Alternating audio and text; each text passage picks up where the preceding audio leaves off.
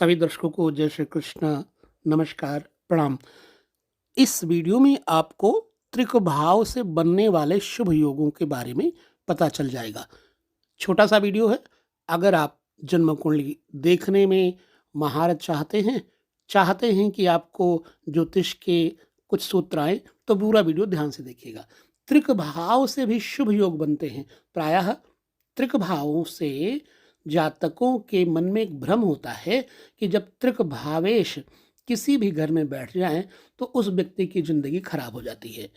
लेकिन यह कदाचित सत्य है, परंतु किन्हीं अवस्थाओं में त्रिक भाव में बैठे हुए ग्रह लाभ भी देते हैं। और कब देते हैं, आइए हम थोड़े से इन सूत्रों को समझ लेते हैं। ठीक है।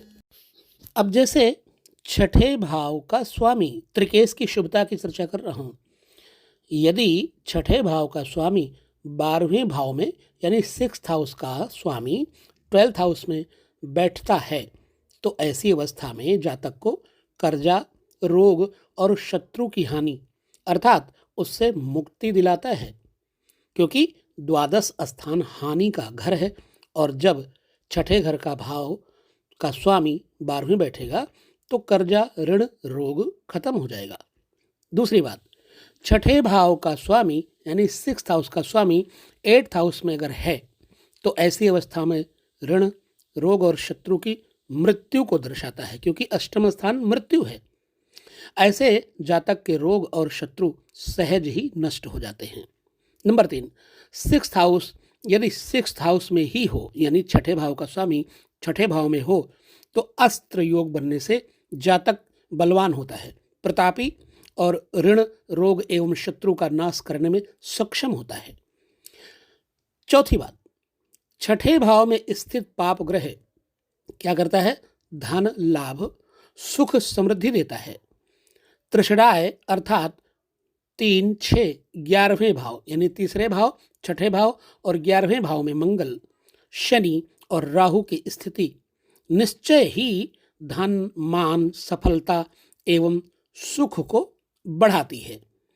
कहने का भाव यह है कि छठे भाव में यदि त्रिक भावेश ग्रह बैठे हुए हैं 12वें 8वें के, तो ये शुभ संकेत हैं, अशुभ संकेत नहीं है। राज योग इत्यादि की स्थिति, विपरीत योग की स्थिति यहां से बन जाती है। अब जन्म कुंडली में यदि षष्ठेश व्यय भाव में बैठा हो यानी छठे भाव का स्वामी 6th हाउस का स्वामी 12th हाउस में बैठा हो, 12th हाउस क्या है? खर्च का घर है। तो छठे भाव का स्वामी अगर 12वें भाव में बैठा हो और व्यय भाव का स्वामी यानी 12th हाउस का स्वामी 6th हाउस में बैठा हो तो जातक कर्ज लेकर के जीवन को सुख संपन्नता की ओर ले जाता है। अर्थात यह ऋणम कृत्वा घृतम पिबेत में आस्था रखने वाला जातक होता है। अब एक बात और, अष्टमेश यदि छठे भाव में हो तो ऐसी अवस्था में सरल योग का निर्माण होता है। ऐसी अवस्था में जब अष्टमेश छठे घर में बैठा हो तो जातक धन, विद्या और मित्रों का सुख प्राप्त करता है, शत्रुहंता तथा यशस्वी होता है।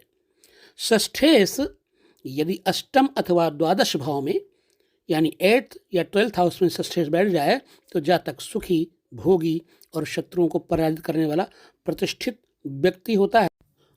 तो विद्वानों ने इसे हर्ष योग कहा है।